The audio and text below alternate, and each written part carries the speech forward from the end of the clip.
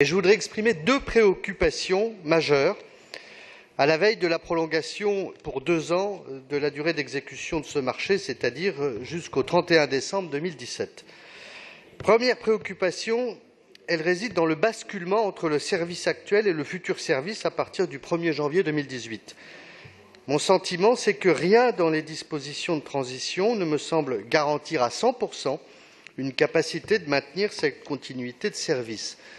En effet, entre le rachat des équipements anciens, éventuellement leur dépose totale avant leur remplacement par un nouveau mobilier apporté par le futur contrat, ou alors la reprise des droits industriels permettant l'exploitation de l'ancien système par le nouveau concessionnaire, montage, démontage, transfert de technologie, remplacement du mobilier de 20 000 vélos et leur support, tout ceci m'interroge sur la réalité du maintien du service Vélib' au moment de la transition, c'est-à-dire à partir de la mi-novembre 2017.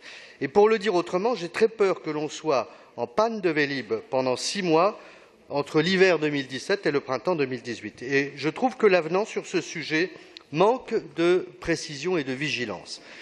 Et je suis inquiet sur cette période de transition en tant qu'élu, mais aussi d'ailleurs en tant qu'abonné à Vélib' et au nom de tous les abonnés qui ne vont rien comprendre à ce changement et à ce déficit de vélos. Au mois de décembre 2017, seuls 50% des vélos, si j'ai bien lu l'avenant, seront ainsi disponibles. J'ai très peur que tous les Parisiens le découvrent en même temps.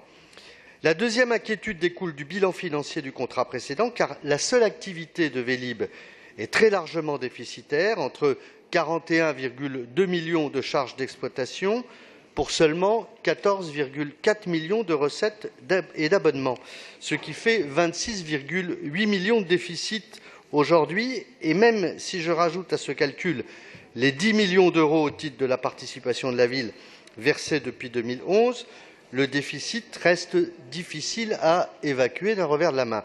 Alors, j'anticipe sur l'avenir, sans de nouveaux modes de financement qui feront vraisemblablement appel à la publicité ou au sponsoring ou au mécénat, sans un nouvel modèle économique ou financier, dans la perspective d'un élargissement en plus et de l'extension de Vélib' à la première couronne, ou à la métropole ou aux villes de la première couronne, comme c'est prévu, je ne vois pas comment les tarifs de Vélib' pourraient être maintenus en 2018. Pour conclure, c'est donc une double crainte que je voudrais exprimer sur cet avenant. Il me semble ne pas anticiper suffisamment ni la transition, ni le nouveau modèle économique et financier d'un marché dès lors distinct de celui du réseau d'affichage. Pour le dire enfin, je crains que les 300 000 abonnés à Vélib' découvrent au dernier moment un réseau amputé partiellement ou totalement pendant quelques mois de son support technique, des bornes de stationnement et les vélos, pour avoir quelques mois plus tard une deuxième mauvaise surprise qui sera une augmentation sévère de la tarification. Voilà.